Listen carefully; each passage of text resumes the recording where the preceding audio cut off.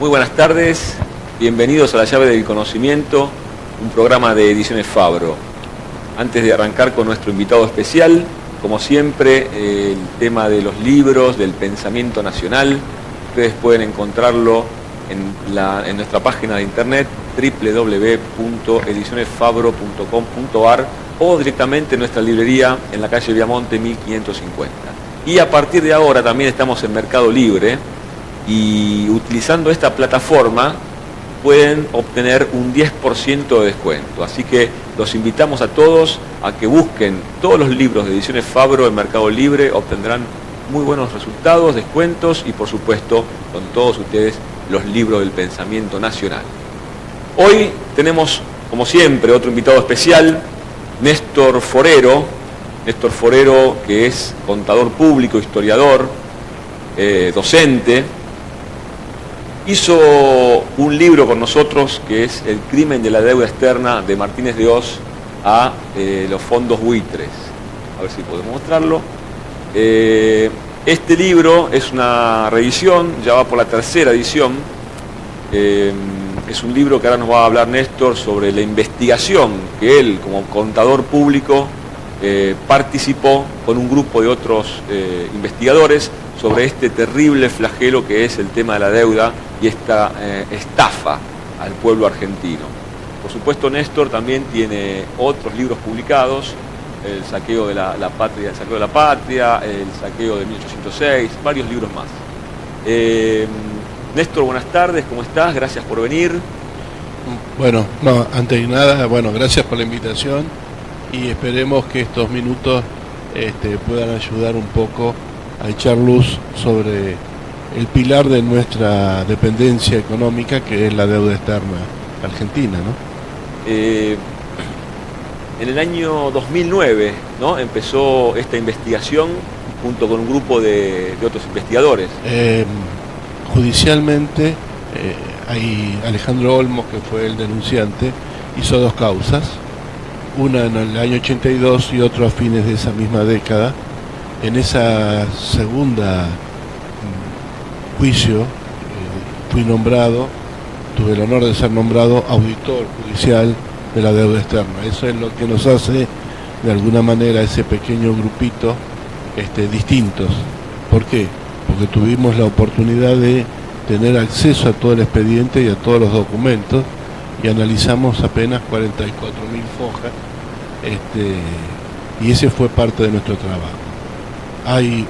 Por la primera investigación de don Alejandro Olmos, hay un fallo del 13 de julio del año 2000, que es por la deuda contraída por el Estado Nacional entre 1976 y 1982, que tiene un fallo que es cosa juzgada porque nadie lo ha de alguna manera objetado, en el cual señala que la deuda contraída durante la dictadura cívico-militar efectivamente es fraudulenta, ilegítima, y que se han detectado no menos de 477 operaciones ilegales. Lo que el juez debió haber hecho y no hizo, y que lo facultaba el Código Civil en ese momento, es declarar la nulidad absoluta de esas operaciones ilegales. Si las detectaron que eran ilegales, que eran fraudulentas, tendría que haber declarado la nulidad absoluta. Si hubiera declarado la nulidad absoluta, Argentina no sería deudora, sino acreedora. Increíble esto de la deuda, ¿no? Incluso estaba leyendo acá en tu libro cuántas empresas que se beneficiaron con este tema en cuanto a lavado, de una manera que tenían, ¿no?, a especificarse y la ayuda que tuvieron a través de este tema de la deuda. ¿Y qué tema, no? Porque ya Scalabrini Ortiz, en el año 1939-40, él escribió el libro famoso La política británica en Río de la Plata, que era un poco la dependencia, cómo él estudió toda la dependencia. Uno de sus capítulos es justamente la historia del primer empréstito, que es el empréstito de la Baring Brothers del año 1824. Que si no me equivoco terminó de pagar el general Perón, ¿no? En realidad hubo una gran cantidad de refinanciaciones, se debió pagar a principios del siglo XX, lo que hizo el general Perón fue cancelar por única vez en la historia argentina en la deuda externa. Fue el único gobierno que tuvo deuda externa igual a cero. Qué increíble que después, a la caída de Perón en el 55, hemos vuelto al Fondo Monetario Internacional, hemos vuelto a caer en este tema del endeudamiento, porque en realidad es un saqueo deliberado hacia la patria del pueblo argentino, ¿no? Sí, nosotros hemos dicho que nacimos endeudados, vivimos pagando y morimos debiendo. Porque la historia de la deuda externa es la historia de la dependencia, como habíamos dicho antes. Nosotros vivimos permanentemente pagando una deuda una y otra vez. En el caso que nos atañe, que es la deuda contraída por la dictadura cívico-militar, que fue refinanciada una enorme cantidad de veces. Por una deuda total que la República Argentina tenía, es decir, deuda total, estamos hablando de deuda pública más la deuda privada, porque después se estatizó, la deuda total era 8.700 millones de dólares. Llevamos pagos 471.000 millones. Todavía debemos Y ahora, en estos últimos meses, es peor. Es peor porque nos hemos endeudado muchísimo más. Es decir, hemos hecho lo que todos los manuales liberales dicen que no hay que hacer. Endeudarse para pagar los gastos corrientes de un Estado. Es decir, ningún liberal, por más que fuera, puede sostener que este nivel de endeudamiento es razonable o es sano. Pero además, hecho estos casi 90.000 millones de dólares que nos hemos endeudado en estos 15 meses, es mucho más de lo que la dictadura nos endilgó entre 1976 y 1983. Y es el título del crimen de la deuda, un crimen realmente, porque cuánta gente, digamos, inmersa en todo este desastre, o se ha quitado la vida, o ha perdido el empleo, ni hablar, ¿no? Por supuesto. Qué locura, ¿no? Hay una cifra que es alarmante. El cambio del modelo económico argentino, que comenzó en la década de 30 y tuvo su gran auge con el general Perón en la década del 40 y 50, ese modelo productivo fue reemplazado el 24 de marzo del 76 por un modelo de financiación, de valorización financiera y de destrucción del aparato productivo y sindical. Ese cambio de modelo nos ha costado que nos falten en la población argentina más de 1 millón de personas.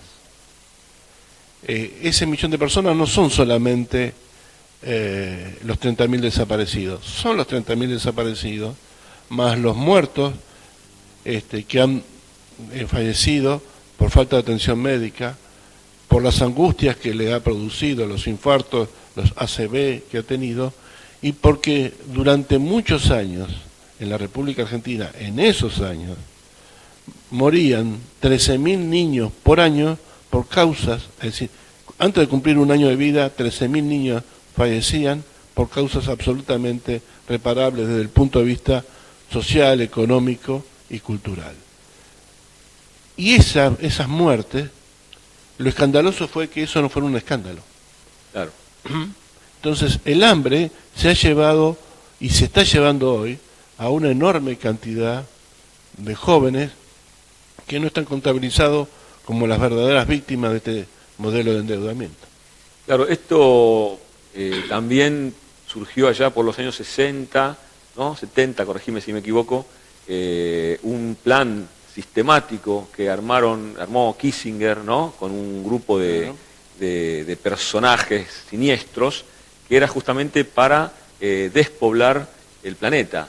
Exactamente, es el acta de Seguridad Nacional 200 de Henry Kissinger, cuando era secretario de Estado en el gobierno de Nixon, y en el cual señala que si bien el planeta puede abastecer y alimentar a 12.000 millones de personas, por la propia seguridad de los poderosos, la cantidad de población no debía superar más de 2.000 millones, Hoy somos 7.000, con lo cual hay 5.000 millones de seres humanos que son material de descarte, y lo estamos siendo, no solamente por las deudas, no solamente por el hambre, no solamente por las guerras, sino también por la falta de acceso a las cuestiones más elementales como es el agua, o hay un tercio de la población mundial que se alimenta con menos de $2.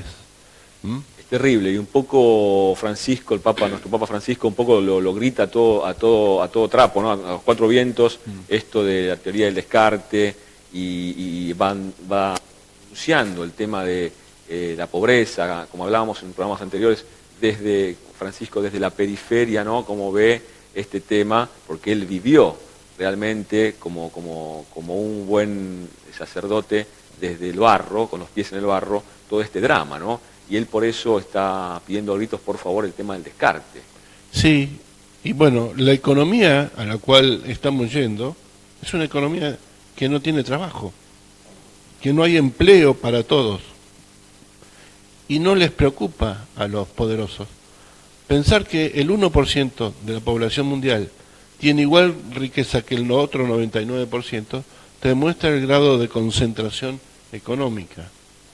Y que hace 10 años atrás, 287 personas tenían igual riqueza que un tercio del resto del mundo. Hoy no son 287, hoy son 66. Es decir, hay 66 personas en el planeta que tienen igual riqueza que un tercio del resto del planeta. Cada vez más concentrado. Cada vez más concentrado, el poder está concentrado, el poder no se muestra,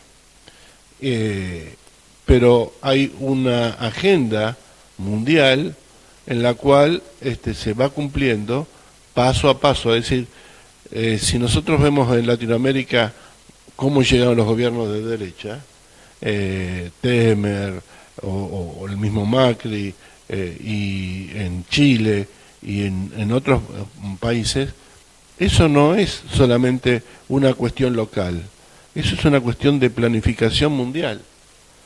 Entonces hay que se ha bajado la valorización de las materias primas que exportamos, se produce pobreza, y se incrementa porque se desarma todos los aparatos de derechos laborales y sociales que se habían obtenido en las décadas anteriores. Y la estructura económica de cada país se va cada vez haciendo más precaria, más ¿qué es lo que vendemos? Materias primas. Sí. Nosotros lo que exportamos al mundo son materias primas. ¿Y de dónde nos viene eso? Mira, directamente viene del primer acuerdo que se hizo con Gran Bretaña el 2 de febrero de 1825, que toda Latinoamérica, 7 acuerdos de perpetua amistad, navegación y comercio, se firmaron en solo 4 meses. Si 7 países firman en 4 meses el mismo tratado, significa que ha sido planificado y los países firmaron nada más. Adhirieron a la voluntad del imperio. El que firmó la Argentina, en la cláusula séptima, señala que para haber se considera de libre navegación de los ríos interiores aquellos que cumplan determinados requisitos, que sea que los buques sean de bandera nacional, que el capital con que fue fabricado el buque, que el astillero donde fue fabricado o construido el buque sean todos nacionales, y que 3/4 parte de la tripulación también sea nacional. Acá no teníamos ni capitales, ni astilleros, ni escuela de marinería, con lo cual, para existir libertad, había que contratar a los buques ingleses. Cuando se contrata, toda Latinoamérica contrata los fletes de los buques ingleses, queda dependiente de el precio del flete para saber cuál va a ser su ganancia. Desde entonces hasta hoy la estructura económica ha cambiado poco. Cada uno de los países latinoamericano lo que exporta es materia prima sin valor agregado, fundamentalmente. Es terrible, la verdad que es terrible. Tenemos que ir a un corte y seguimos con Néstor Forero, contador público, que estamos charlando sobre el tema de la deuda y su libro, El crimen de la deuda. No se vayan, volvemos en un ratito, Ediciones Fabro, La llave del conocimiento. ¿Querés saber qué es el Inca? Es un organismo que desde hace 50 años permite que se produzcan películas argentinas y se visualicen en todo el mundo. Es autárquico, que quiere decir que los fondos que utiliza no salen del presupuesto nacional ni de impuestos como el IVA, ingresos brutos o ganancias. Sus recursos provienen de la propia actividad audiovisual. Estos recursos son el Fondo de Fomento Cinematográfico. Por un lado, el 10% de todas las entradas de cine y de cada película que se alquila o se compra. Y por otro lado, el 25% de lo que recauda el ENACOM por el pago que realizan empresas nacionales y extranjeras por el uso de señales de radio y TV argentinas.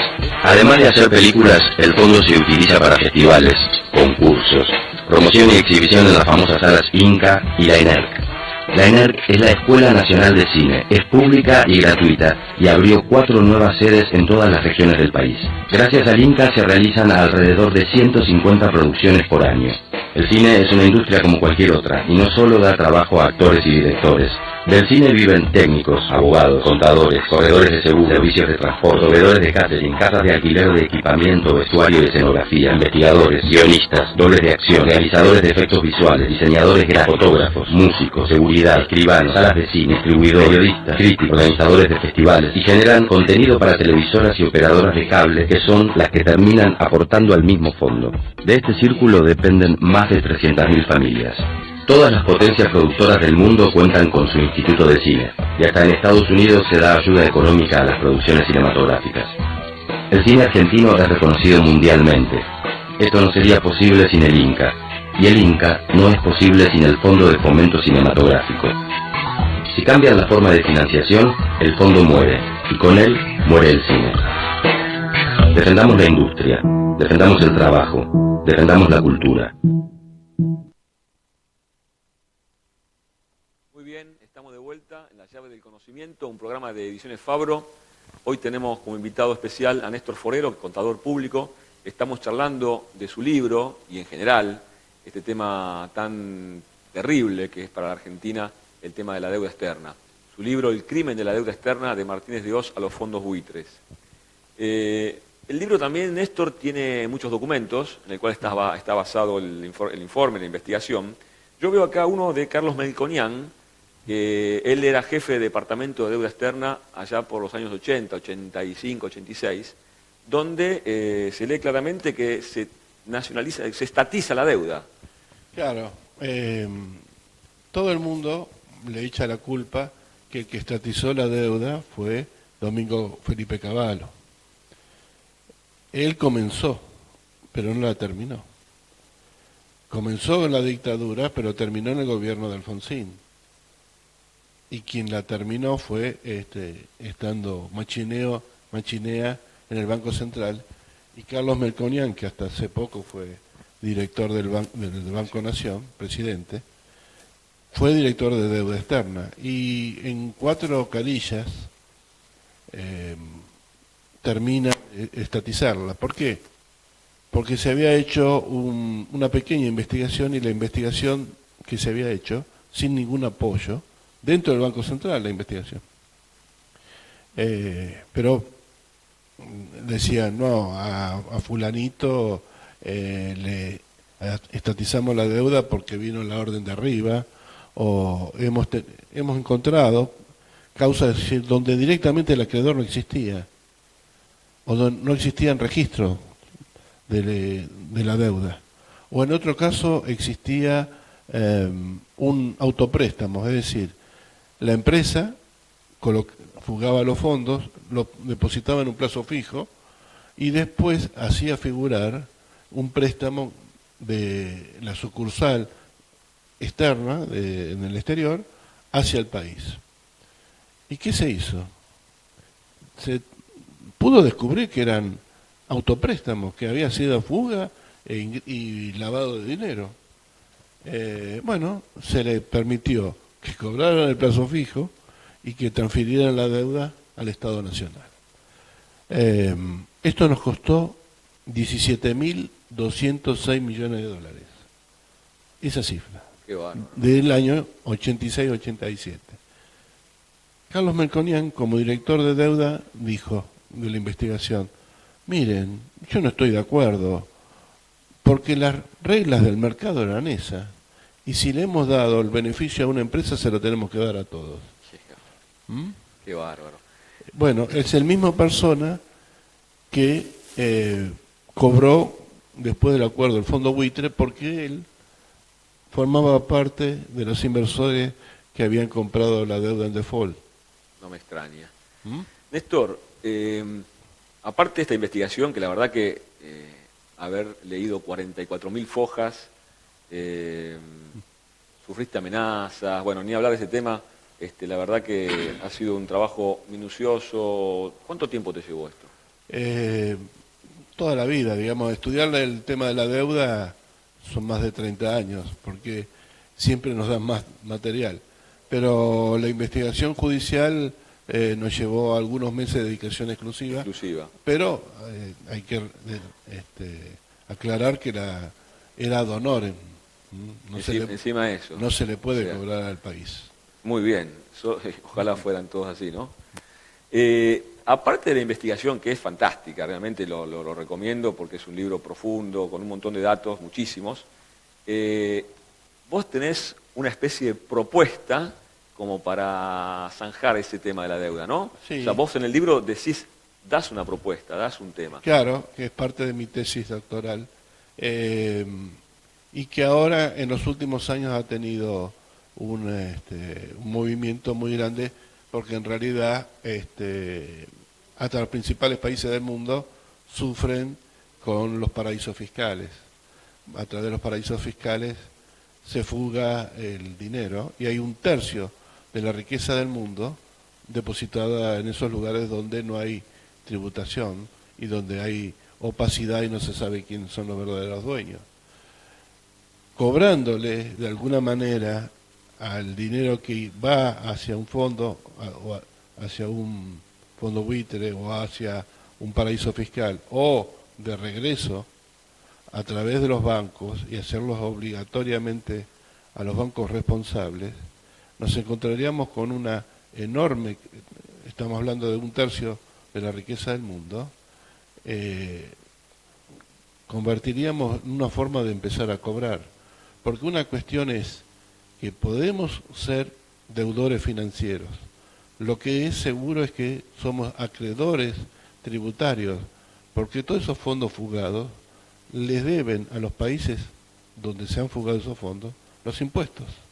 Entonces, lo que tenemos que hacer es, en un nuevo diagrama internacional, una institución que se encargue de compensar las deudas financieras con los créditos tributarios y cobrándoselos a través de los grandes grupos económicos, las grandes corporaciones bancarias y a través de los paraísos fiscales.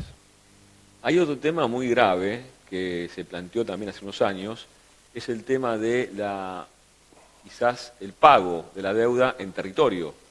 Sí. Con lo cual la Argentina corre peligro de una división sistemática y terrible, ¿no? Porque para el territorio nacional, así como pasó en otros países, eso es así, ¿no? O sea, tenemos esa problemática. Tenemos esa problemática, tenemos varias, es decir, tenemos que hablar entonces del decreto 29 de este año 2017, firmado por Macri, en el cual, por omisión, por no ponerla dentro de los bienes inembargables, la República Argentina puede ser embargada a través de todas sus fuentes de agua, mineras, todos los recursos naturales.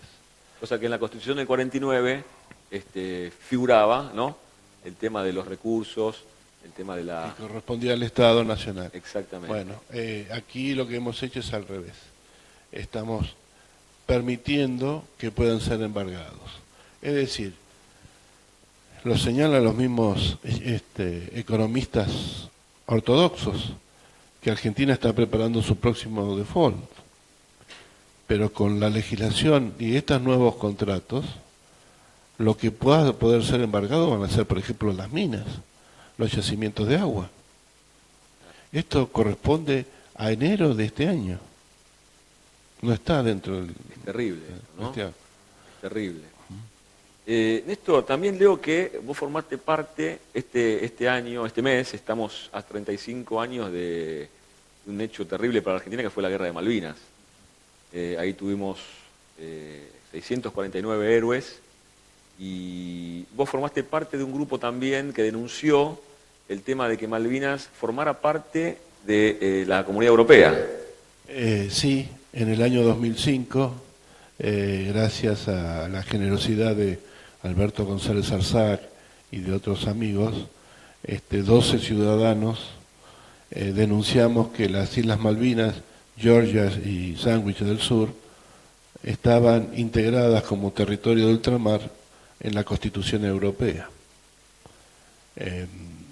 Lamentablemente, nuestros embajadores en Europa no habían tomado ese detalle. Cartas en el asunto. Hasta que hicimos la denuncia, nos costó muchísimo porque nadie nos quería publicar la solicitada, y llegamos al gobierno y el presidente recibió a una pequeña delegación de los 12 y tomó las cartas en el asunto y empezó a tener una política activa sobre la cuestión Malvinas.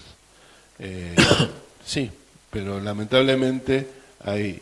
Es más, dentro del libro se señala que en el Banco Central, cuando pone a disposición del juzgado una larga cantidad de documentación que abarca más de 186 páginas, donde está renglón por renglón los expedientes o los documentos que pone a disposición, y que los deposita en el tesoro del Banco Central, porque en realidad si lo retiraba y se lo llevaban al edificio, esa cantidad de documentación lo más probable es que hiciera hundir el edificio, tal la magnitud. Pero entre medio de esas páginas hay un paquete de documentos que está denunciado ahí, que se llama Acuerdo de París. Y dentro del paquete de Acuerdo de París dice, hay un subpaquete que es Gran Bretaña, y hay un expediente que dice Islas Malvinas. El expediente es del año 92, después de haber firmado la rendición, el Tratado de Paz por la Guerra de Malvinas, el Tratado de Madrid. Nosotros no tuvimos acceso a ese documento, no sé si todavía existe o lo han vaciado, alguien se lo llevó, pero tenemos la sospecha que en ese expediente, de alguna manera, la Argentina se hizo cargo de los costos de la guerra por las Malvinas. Sí, seguramente habrá sido así. Queremos también decirle a la audiencia que Néstor formó parte de nuestro reciente viaje por Europa, donde la editorial Fabro presentó una serie de conferencias y libros, las novedades. Por supuesto, este libro estaba entre ellos, y que ha sido realmente un viaje, Néstor, muy, muy fructífero en cuanto a la historia argentina más allá de nuestra frontera, ¿no? Estas charlas, estas conferencias que dimos en la Universidad de Milán, en la Universidad de Valladolid, la verdad que han sido una experiencia realmente riquísima, y fuimos acogidos con mucha avidez también, ¿no? Por el público allá en Europa. Sí, sobre todo en España y en Valladolid, donde nos han prometido publicar esas conferencias, porque el problema de la deuda es un problema mundial, es un problema de desarmar el estado de bienestar, desarmar todos los derechos sindicales, todos los derechos sociales, y lo que decíamos al principio, hay 5.000 millones de personas en el mundo que somos material de descarte. Sí, sobre todo cuando estuvimos en Grecia, la gente, bueno, por supuesto que Grecia también está pasando un momento muy difícil, y hemos tenido sobre todo varios temas, ¿no? Porque hemos hablado también, como vos decís, de sindicalismo, el tema Argentina en el contexto argentino del Bicentenario, pero este tema puntualmente ha sido recogido con mucho entusiasmo, porque para ellos la experiencia argentina realmente es muy importante y la toman como, digamos, como bandera, ¿no?, en ese aspecto. Bueno, el primer juicio sobre deuda externa, la investigación judicial sobre deuda externa en el mundo se hizo en Argentina. Claro. Entonces, sirve, porque por ejemplo, en Ecuador se hizo una investigación, o se hizo comisión de investigadores como en otros países, pero son comisión investigadora que después de los resultados la presentan en la justicia y después se verá si es material judiciable o no, o si aquello que se dijo muchas veces políticamente tiene fundamento jurídico y legal. En cambio nosotros se hizo una investigación que llevó 18 años y que es la famosa causa Olmos, o Olmos 1 por las dos que hubo, y donde la justicia estuvo muy remolona, para decirlo de alguna manera, porque el juicio empezó en el 82. El primer dictamen de los peritos es del 28 de diciembre de 1983, el Día de los Inocentes, y ahí señalaba que no había ninguna justificación ni jurídica, ni contable, ni económica por los contratos que se habían realizado. Se hicieron investigaciones, sí, las investigaciones se terminaron en el 91, el fallo es del año 2000, la causa estuvo durmiendo 9 años. ¿Por qué estuvo durmiendo 9 años?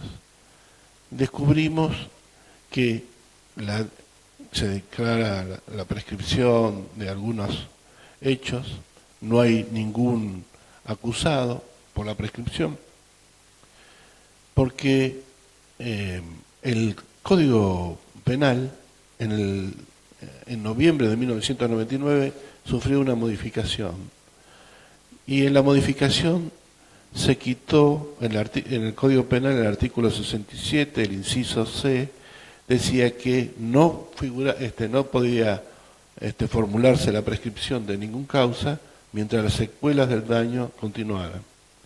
Las secuelas del daño de la deuda externa continúan, por lo cual nadie podía estar exonerado de su culpa y cargo. Pero el Honorable Congreso de la Nación, en noviembre del 99, retiró la modificación que hizo del Código Penal, modificó y retiró la palabra secuelas. Entonces el juez, hecha la reforma, en el año 2000, decretó el fallo, que es una amplia declaratoria, pero que no puntualiza los hechos, los delitos que se cometieron. Terrible. La verdad que es un programa que da para varias horas, tenemos que ir cerrando.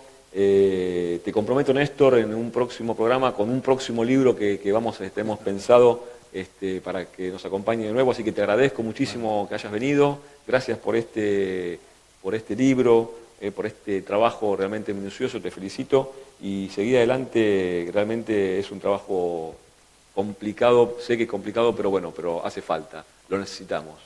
Bueno, muchas gracias. Les agradezco, nos vemos el próximo lunes, La Llave del Conocimiento. Acuérdense que estamos en Mercado Libre y que a través de la plataforma consiguen todos los libros del pensamiento nacional con un 10% de descuento. Muchísimas gracias.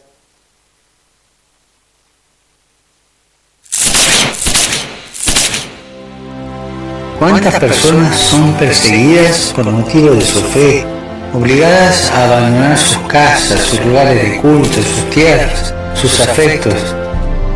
Son perseguidos y ejecutados por ser cristianos, sin que los persecutores hagan distinción entre las confesiones a las que pertenecen. Les hago una pregunta: ¿cuántos de ustedes rezan por los cristianos que son perseguidos? Anímense a hacerlo conmigo para que experimenten el apoyo de todas las iglesias y comunidades por medio de la oración y de la ayuda material.